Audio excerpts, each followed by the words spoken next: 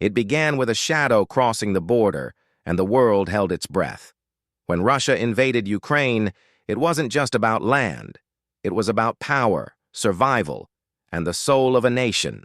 From tanks to sanctions, this is the war that redrew the global map. And America was watching. The long fuse to understand the war in Ukraine, we must go back.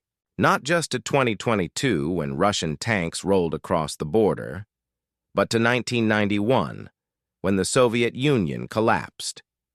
Ukraine, a country of fertile lands, ancient cities, and deep scars, declared independence. But independence came with baggage, a history entangled with Moscow, a language split between East and West, and a future caught between two titanic forces, Russia and the West. Putin never let go. He called the fall of the USSR the greatest geopolitical tragedy of the 20th century. And he meant to reverse it. Crimea. The first strike, 2014. In 2014, Russia made its first bold move. Under the cover of protecting ethnic Russians, Putin seized Crimea. No shots, no formal war, just masked soldiers, unmarked uniforms, and a sham referendum. The world watched in silence. Sanctions were applied, but Putin felt no pain, and for Ukraine, it was just the beginning. Eastern Ukraine fell next. Separatists, chaos, war in Donbas. By 2020, over 14,000 lives had been lost.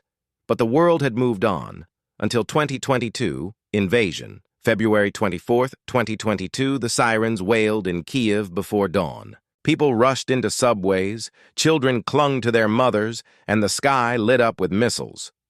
Russia had launched a full-scale invasion. It wasn't just about Donbas now. It was about taking Kiev, toppling Ukraine's government, and installing a puppet regime. Putin believed Ukraine would fall in 3 days. But he underestimated one man, Volodymyr Zelensky, the comedian-turned-president who refused to flee. "I don't need a ride. I need ammunition," he declared. And with those words, he became a symbol of courage, defiance, and the spirit of a free Ukraine. America responds. For America, this wasn't just another war. This was a test of global leadership. President Joe Biden faced a decision: watch from afar or act, and he acted. Billions in aid, Javelin missiles, HIMARS, drones, intelligence, training. The U.S. became Ukraine's lifeline, and the world rallied. NATO was reborn. Sweden and Finland gave up neutrality. Germany broke its pacifist stance. The West stood up, led, quietly but firmly, by the United States.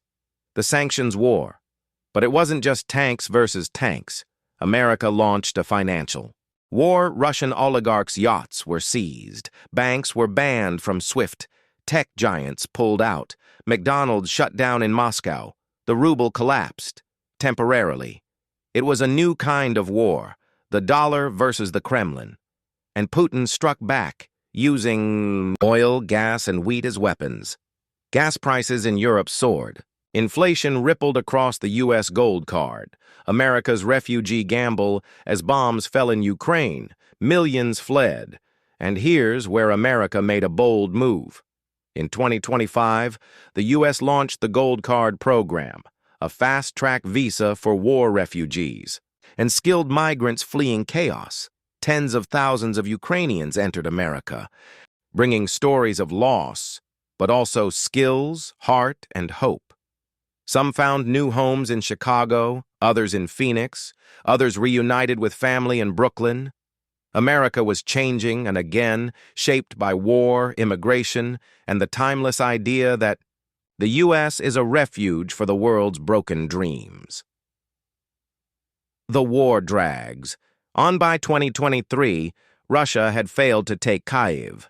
But the war wasn't over. It turned into a grinding slog. Trench warfare, drone strikes, missile barrages.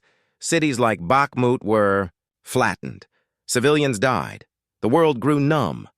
But Ukraine endured, and still, America sent help. As of 2025, the U.S. had committed over $130 billion in aid. Critics called it too much. Supporters called it moral leadership. The nuclear shadow Putin began to hint, if NATO keeps helping, there will be consequences. The word was never said aloud, but it echoed in every speech. Nuclear.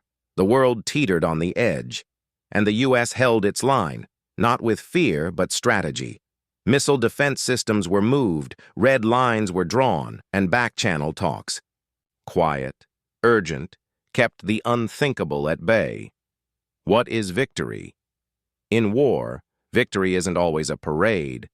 Sometimes it's simply survival. As of now, in 2025, Ukraine remains free. Bruised, bombed, but unbroken.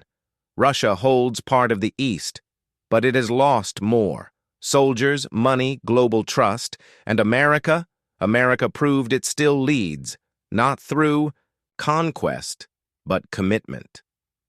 This war isn't just about Russia or Ukraine. It's about every nation that believes in freedom over fear, sovereignty over strength, and hope over tyranny. And it's about you, watching from across the world, deciding what side of history to stand on. If this story moved you, if you believe that truth, courage, and justice still matter, like this video, subscribe to Timeless America. Because here, history isn't just old, it's alive.